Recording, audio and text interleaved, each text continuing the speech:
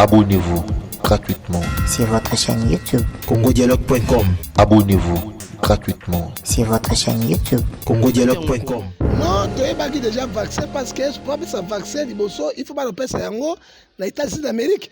Et pas bateau ba koufi belé, il va passer vaccin na Chine yango moko, va passer vaccin na Italie et puis na Grande-Bretagne. Moi c'est maître Jean Bedel. Moi je suis avocat au barreau de Kinshasa Matete. Un docteur qui sort, on appelle ce programme pour la COVID-19. Azolo ba été ba pesibiso essaye pour na ba vaccin. Donc ba ponir des c'est par exemple ba cobaye to kufa na vaccin to lobi non. Je vais déposer une plainte au parquet général après la Cour de cassation contre Dr Muyembe, Dr Eteni Longondo, le ministre de la Santé publique. Papa ne trompe pas qu'à conscience. Tu peux tromper les gens, mais conscience go trapper. Je suis tellement désillusionné de constater que 2 personnes sont en train de prendre en otage tout un pays. Juste le coronavirus est là, mais la gestion de cette pandémie dans notre pays n'est pas claire.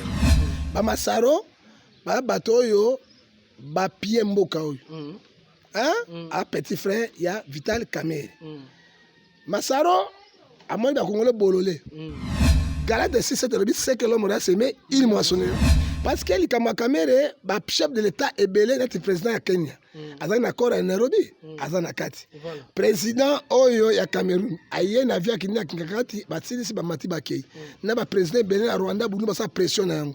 Mais ba osa pression na ni justice indépendant.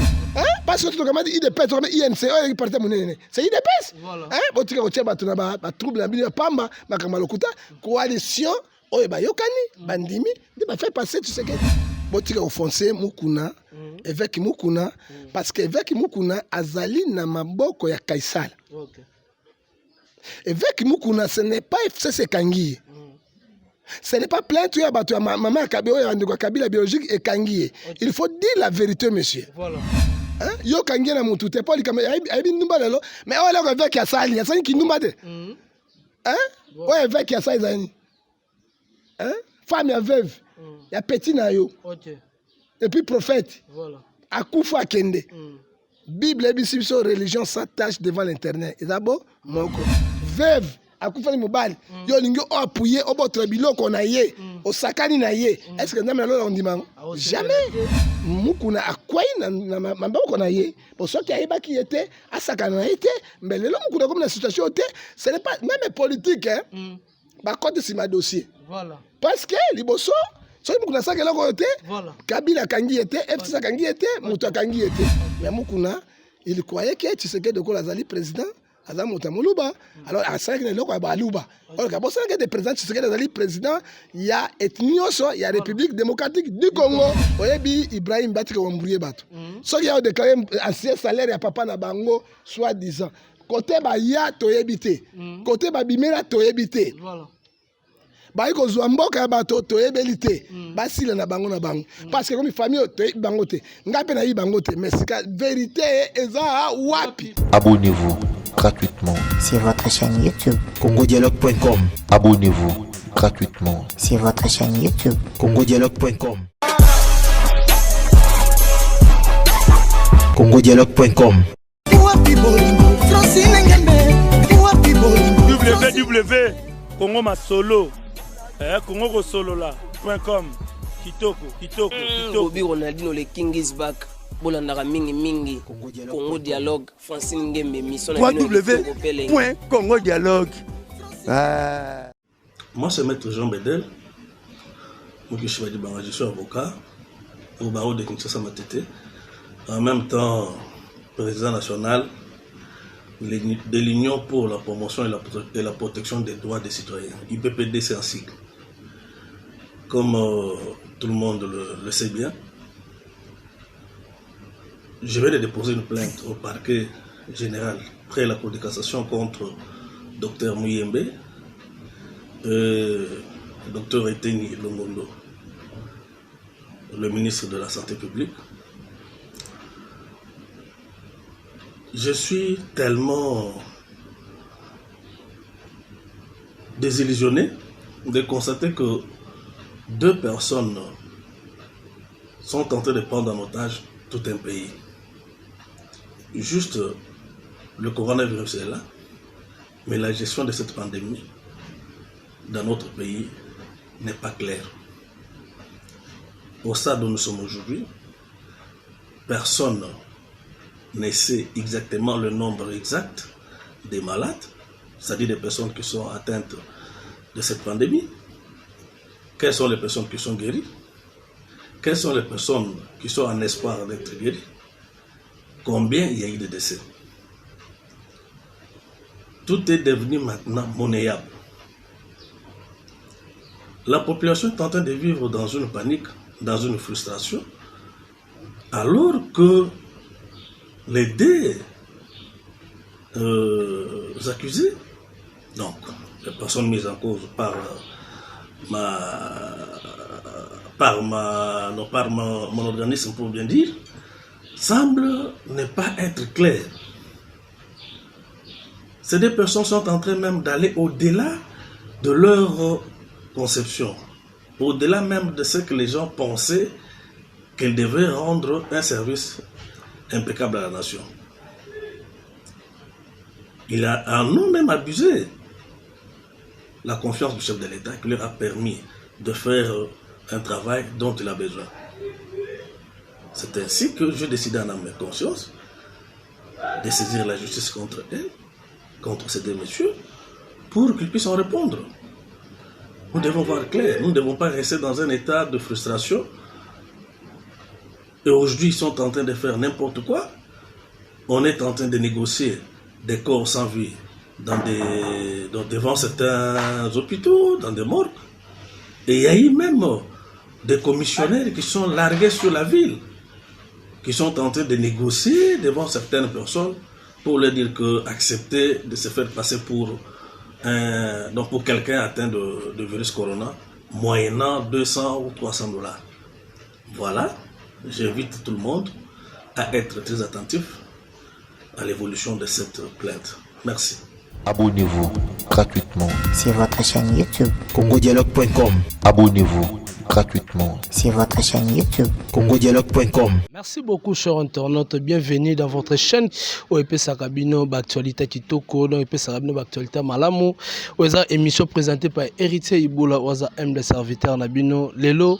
Togoyambela bino prophète du peuple oyo asolola bien na peuple congolais o apesa ka masolo ya bien na ba diaspora partout dans le monde entier. Toko solana bongo affaire ya mukuna, toko solana bongo affaire ya arrestation ya Masaro, et puis toko solana affaire ya veka o ya caméra procès na ndengezo kotende, et puis toko beta ne banzonso côté ya masolo etali ya vaccination oyo peuple congolais boyaki to monaki batebele basaki ba intervention na yango prophète Ngefa Losako. Nzambe atikala kaka nzambe to bana na prière tata to pamboli yo lisusu na ngwa malamu pesa journaliste Maël Boya auto solo te pa na ye na kombo na Yesu Masia. Amen. Amen. Prophète Ngefa, bonne santé. Santé na nga za toujours médiocre parce que de boy ko kende l'hôpital parce que ba minga bato boma bato na copie à 10 000. Nous dénonçons de tels trucs. Yango moni biso don na bokoko. So ata ba poche na nga ba mbiolongo na ba nani na poche na nga.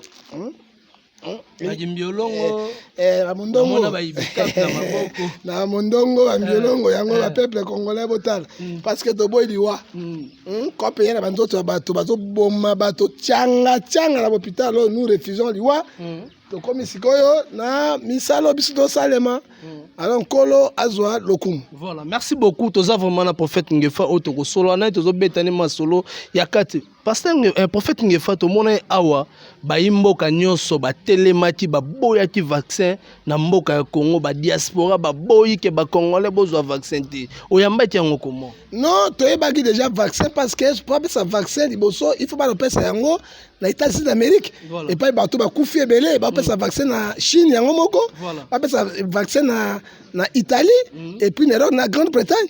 Mais na surprise oyo na 4 Afrique moi c'est 1,85%. Voilà.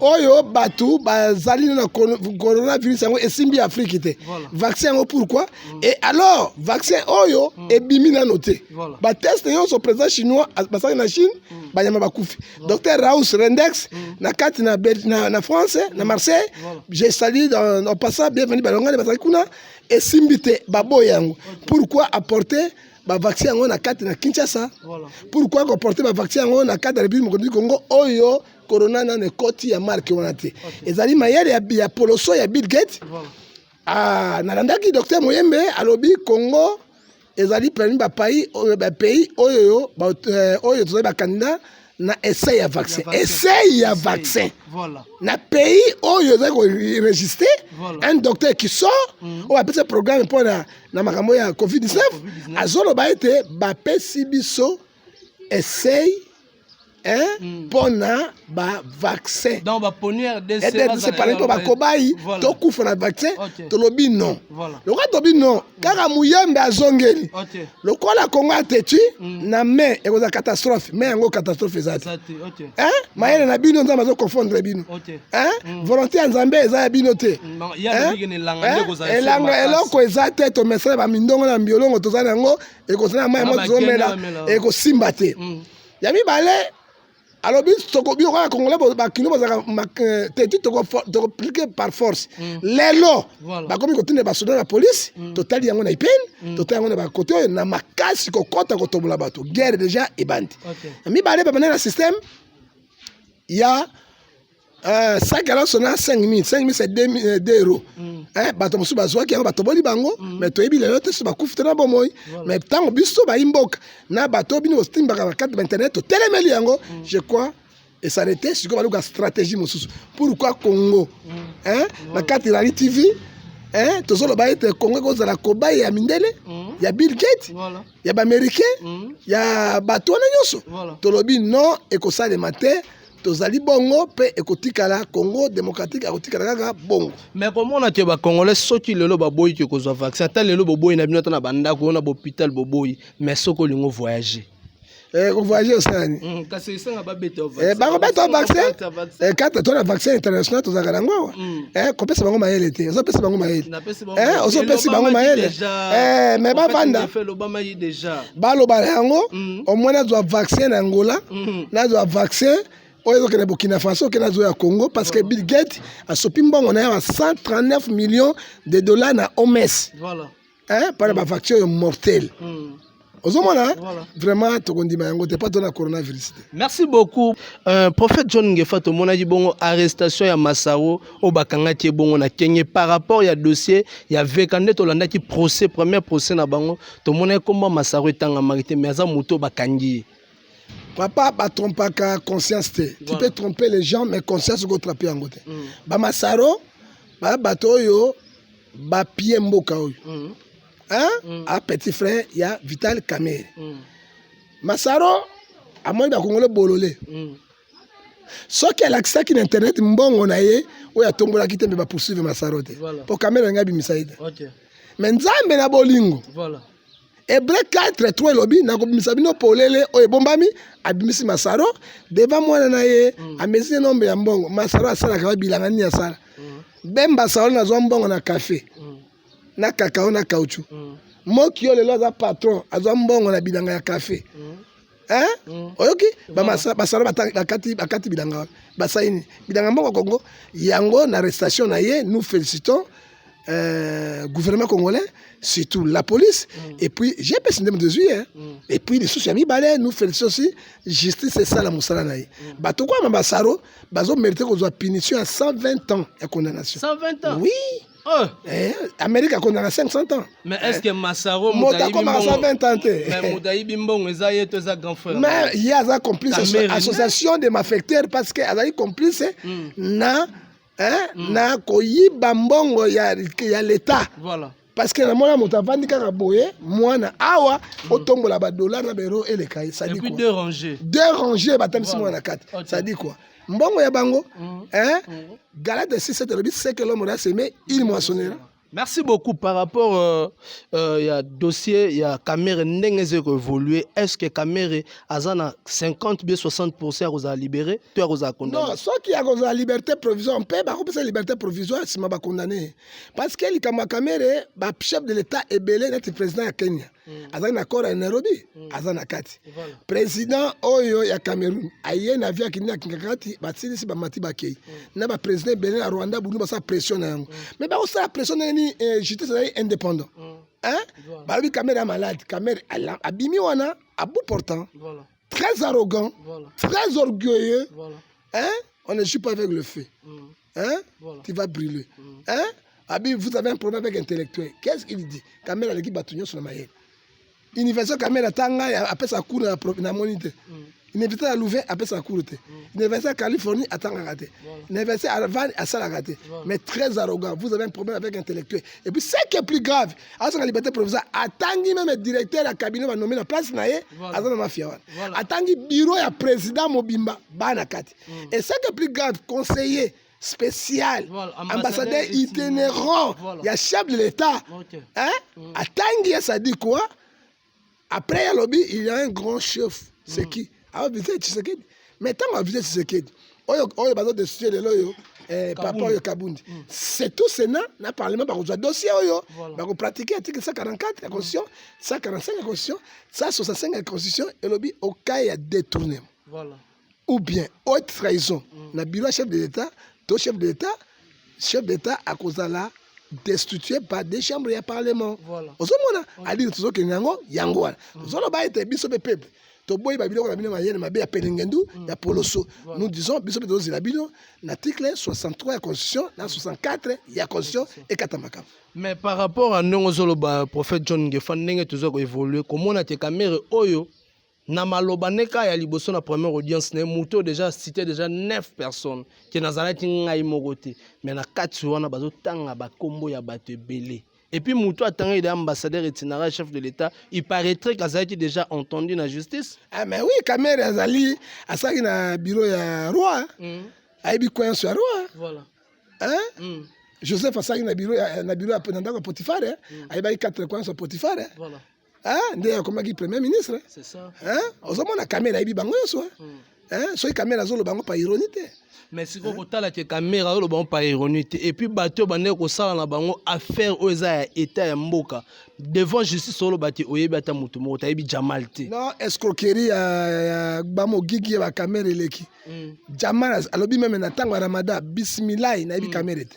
Mais caméra nani camarade monene caméra voilà, Jaman voilà. Camarade monene caméra hein et puis caméra par na j'ai rencontré je connais beaucoup de personnes très orgueilleux voilà, il fait ça avec l'arrogance mais caméra yo mona Yesu yo kutana Yesu caméra na tuni nzambe tata kutana nzambe mwana kutana caméra nzambe molimo soto kutana très arrogant. Oui, bien Nzambe, 1 Timothée chapitre 4 verset 4, Dieu résiste aux orgueilleux. Voilà. Ozomona akitsaka bango. Ozomona na caméra zo bosana te na maboko ya Kaisar. Caméra kebate, Pilate Kaisar abeta Yesu fimbo. Abeta Yesu fimbo, on a ba Kaisar très arrogant. Voilà. Il manque avec la République du Congo. Donc sala ngai lokote, na kobima nanga, mbongo ke na mobolea, o ke na bubules. Au contraire, asali otobenga lisano ya jigolotiki lonkema l'état zanae caméra il faut jouer 230 ans de condamnation pour la 230 ans de condamnation pour la mais kota la siko leti na masaro oyo tango bakangaki caméra aloba ji taise na président o azana pouvoir ti yeba place auto lokota yo mais ba lokota te c'est lui le chef basa ba coalition te toyebi c'est lui le chef. Voilà. Mais motomo INC, député mon na parlement, mais pas de souci PET na kamwe. Azolo bana na télévision arieti wam. Voilà. Ah, oui bozo bana vital caméra. Comment bozo appuyer mutu ya mabe ozo détruire mboka. Ce Kabila bengana ki na parlement na PPD parce que il a ba mogiki. Ya José Boul. Ya José Boul. Siko bozo appuyer pour na nini? Alobi boya poloso na kati ya pays to boy milima poloso milima ya pelengani to boy milimo ya moweya o to boy pena milimo ya moweya ozomona azolo ba bien que nani député wana président Tshisekedi azwaki te moto azwaki nalobi eza na chaîne ya Rieti Wambo. Moi je l'ai suivi nazomona jeune député wana eza ne kamere moto atiaki wana nalobi monsieur c'est non ezali coalition de Tshisekedi. Ce n'est pas kamere qui est kamere so kamere soki lelo Tshisekedi asolaki na Kabila te na FCCT mais bolekaki te parce que tu as dit IDPS, tu as dit INC, c'est IDPS. Tu as dit que trouble na pamba makamalokuta coalition oyo bayokani bandimi de ba faire passer Tshisekedi. Ce n'est pas Vital Kamerhe faisait des rois et puis bamogiki yo akangami apesa bato ba désordre là lokuta to kondima yango te. Merci beaucoup lokuta to kondima yango te lelo affaire amukuna o esali ko ningisa mokili to moni lobi lelo plutôt na tongo na église ACK ba jeune basangana ki de lobi basala ki réunion lelo zala ti do nzeo lelo yo banga basala désordre mais to mo la police ay ko panza batu bazo réclamer que non mukuna ba libérer lelo to koloba na bango boye botika offensé mukuna évêque mukuna parce que évêque mukuna azali na maboko ya Kaisal. Évêque mukuna ce n'est pas FCC Kangi. Ce n'est pas plainte ya bato ya maman ya Kabila ya ndeko Kabila biologique et Kangi. Il faut dire la vérité monsieur. Voilà. Père de mensonge c'est le diable. Voilà. Oh Jean 8:44 ezoloba. Voilà. On va dire la vérité. Oye Kangi mukuna lelo azali kuna likambo ya nyomi titi likambo ya nyomi titi ya njobi oyo ya mwana mwasi oyo komona to bijou nani Mami Chibola soki asalaki makambo wana na Mami Chibola te aloba vérité te et puis na Mami Chibola azongisa ye mokanda na ye lopango bateka mbe akomi na likambo oyo te et puis deux tosambelaka oyi bato nyonso mabe nzambe apinilaka bango papa ata pinini oyo lelo te lobi okozwa punition ya nzambe nzambe abini kopini moto makambo ebele ya deux bokosala raison nini marche na mobulu mukuna akangami na nini akangami na ditere akangami na débauche eloko oyo asali bino nde bokosambela parce que abongwama nzambe ayokele mawa bopesa kanda na nzambe te Ephésiens azobisa biso 5 verset 6 c'est là où la colère de Dieu vient sur le fils de la rébellion soki asalaki makambo wana azwaki livre par serere azongisa ko esprit apesa mo $1,500 babotoli bafilme wana mpe bapesi ye telefone mosusu mbele makambo ekomi oyo te sikoyo bokosala trouble bokosala marche bakotuna motifi bosali nini justice congolaise ekose prononcer à cause ya un pasteur qui a fait le mal nde bino bokapuye mal mais so totali te l'église dans ce cas désordre ezokosalama bazoloba te Mami Chibola aza na ye ndumba Mami Chibola aza pouillé pa bato musu bana sima na ye bayebi ye. Ça c'est l'accusation. Soki azali ndumba bakangaki na nani? C'est ça. Soki bakangi ndumba epreuve ezala yo kangi na mutu te poli kama ayebi ndumba lelo mais oyo leko évêque asali ki ndumba te oyo évêque asali ezali femme ya veuve ya petit na yo et puis prophète akufa akende Bible ebisi biso religion sans tâche devant l'internet ezabo moko ezana Jacques chapitre 1 verset 7 c'est verset 27 a consisté à visiter les orphelins et le veuve de leur affliction veuve akufani mobali yo lingi o appuyer obotre biloko na ye osakani na ye est-ce que ndamela lola ondima jamais eloko kangi mukuna ngona ba prier pour na mukuna pourquoi ne peut pas prier pour mukuna voilà et puis va négocier la mamie on va négocier avec la femme voilà bobengela ndumba azala ndumba te mukuna akwai na maboko na ye soki ayebaki ye te asakana na ye te mais lelo mukuna comme na situation te ce n'est pas même politique bakote nsima dossier parce que liboso soki mukuna asakela eloko oyo te Kabila akangi ye te FCC akangi ye te moto akangi ye te nde toyebi sur ntango bazwi porte d'entrée po mami abandi kotambola partout baporte partout akende ba oui akende bambaka bazwa solution mais mukuna ete tetu ngai nabengi mukuna avant makambo vie vanda komema na batelevizio eloko moko te mukuna yoki ngai te akati na telefone c'est l'orgueil akati yo telefone mais par rapport na eloko oyo sango asengaki asala en pleine émission alakisa mabolongo na ye mais alobi aza homme de Dieu akosala ngo te. Non papa, homme de Dieu na bandako tolata bakilote. Hein? Tobimanga na bakilote na tina mutuka na kilote pembe na tombo na ngala kata kala. Mena kolakisa parce que tunga na vandi awa. Na ibe eloko te. Bajunga ba jenu na ngai awa. Eloko nini ya grave soki na non, soki na saibo talango. Eloko nini, écoutez nini. Naza bolumbu te. Écoutez quoi? Voilà.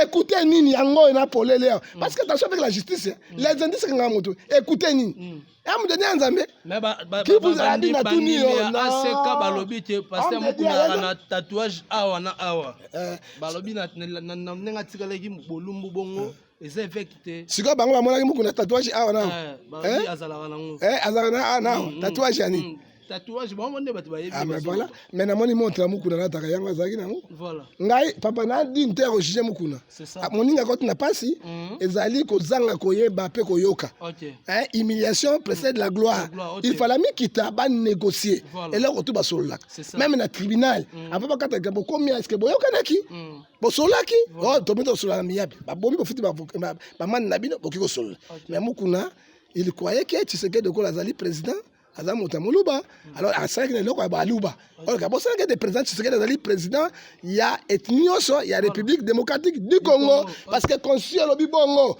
et là que bomi vie yango wana yango ne peut perdre pe na pare wana lokola chibo la pe akota ki wana allez ba récupérer yango afin ba récupérer yango et ça peut perdre kangi était dossier kangi ezali nde ya mami chibo là il faut dire la vérité mort bani tu mami chibo awana bango na bango to ebite na lokutana solo moto ebi nzambe. Merci beaucoup Nabi Keboza tellement belle balobi John Ngefa to komi ko kende vraiment ko couler affaire o eza ko lekela biso awa na mboka na biso nde tozali ko kende to lali to lamuki to moni bongo Ibrahim Kabila oya bimi alobi kaza fils ya Mosé Laurent Désiré Kabila bazo réclamer ba droit na bango teke bana ya ancien président oyamba tango comment mais siko famille ya Tshisekedi voilà famille ya Kabila le père o ba funi mukuna ala sa monta bon papa na bango ba yebi Ibrahim tendenge Ibrahim pa yebi bango tendenge Ibrahim aloba yebi ba to bango pe ba yebi Ibrahim te ozo mona ke ezali bubulens mais Ibrahim alobi te affaire à test à Aden